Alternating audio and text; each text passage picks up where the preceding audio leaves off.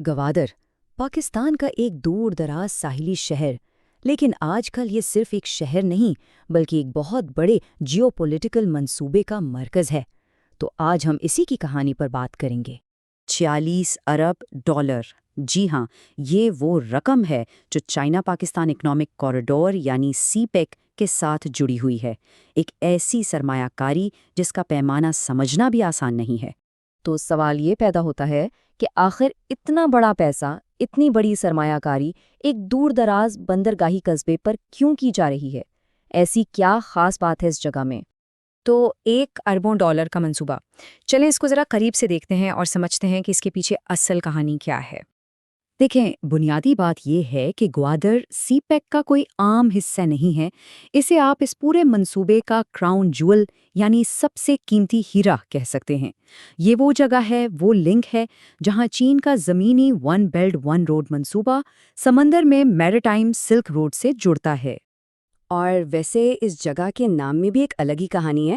گوادر یہ 2 بلوچی الفاظ سے مل کر بنا ہے، غوات جس کا مطلب ہے ہوا اور در یعنی دروازہ، تو مطلب ہوا ہوا کا دروازہ، اور یہ نام جیسے اس کے مستقبل کی طرف اشارہ کر رہا تھا، ایک بہت بڑے گیٹ وے کی طرف، سلطان سے ریاست تک۔ اچھا، آج گوادر کی جو پہچان ہے نا، اس سے پہلے اس کی ایک بہت ہی الگ اور حیران کن تاریخ ہے۔ تو چلیں ذرا ماضی میں جھانکتے ہیں۔ یہ سوچنا بھی شاید تھوڑا مشکل لگے، لیکن جہاں آج اربوں ڈالر کے میگا پروجیکٹس کھڑے ہیں، وہاں صدیوں تک صرف ایک چھوٹی سی پرسکون مچھیروں کی بستی تھی۔ بس لوگوں کی زندگیاں اور ان کی روزی روٹی سب کچھ اسی سمندر سے جڑا ہوا تھا۔ اس کا سفر بھی بڑا دلچسپ رہا ہے۔ دیکھیں، 1783 میں یہ عمان کی سلطنت کا حصہ بن گیا، اور کوئی 1-2 سال نہیں، تقریباً 2 صدیوں تک انہی کے پاس رہا۔ پھر آیا 1958 جب پاکستان نے اسے عمان سے خرید لیا۔ لیکن جو اصل گیم چینجر تھا وہ تھا 2015 جب سی پیک کا اعلان ہوا اور اس چھوٹے سے قصبے کی قسمت ہی پلٹ گئی۔ ایک نئے گیٹ وے کی تعمیر۔ تو چلیں تاریخ سے نکل کر واپس آج کے دور میں آتے ہیں، آج کے گوادر میں، جہاں اس وقت تعمیرات کا ایسا طوفان برپا ہے جو اس شہر کا پورا نقشہ ہی بدل کر رکھ دے گا۔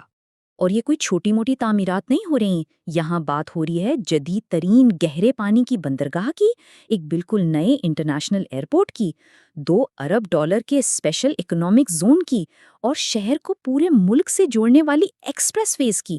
مطلب یہ صرف کچھ نئی عمارتیں نہیں بن رہی، یہ پورے شہر کو ازسر نو بنایا جا رہا ہے۔ اس سب کے پیچھے جو سوچ ہے، جو ویژن ہے، وہ اس ایک جملے سے سمجھ میں آتا ہے۔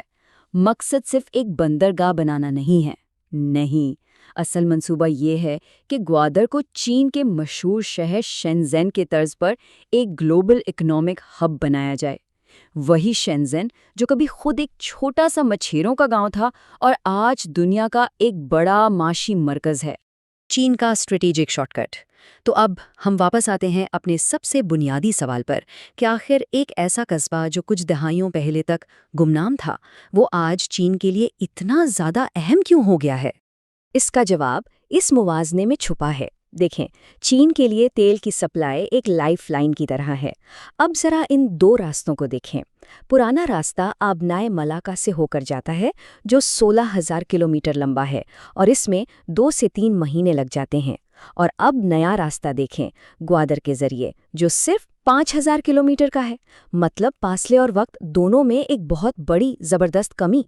تو اس کا اصل مطلب کیا ہوا؟ اس کا مطلب یہ ہے کہ چین کا 60% تیل جو خلیج فارس سے آتا ہے، اس کے لیے اب ایک بہت ہی چھوٹا، سستا اور سب سے اہم، ایک زیادہ محفوظ راستہ مل رہا ہے۔ یہ صرف وقت اور پیسے کی بچت نہیں ہے، بلکہ اس سے چین کا آبنائے ملاکا جیسے جیو اسٹریٹیجک چوک پوائنٹس پر انحصار بھی ختم ہو جائے گا، جو اس کے لیے ایک بہت بڑا اسٹریٹیجک فائدہ ہے۔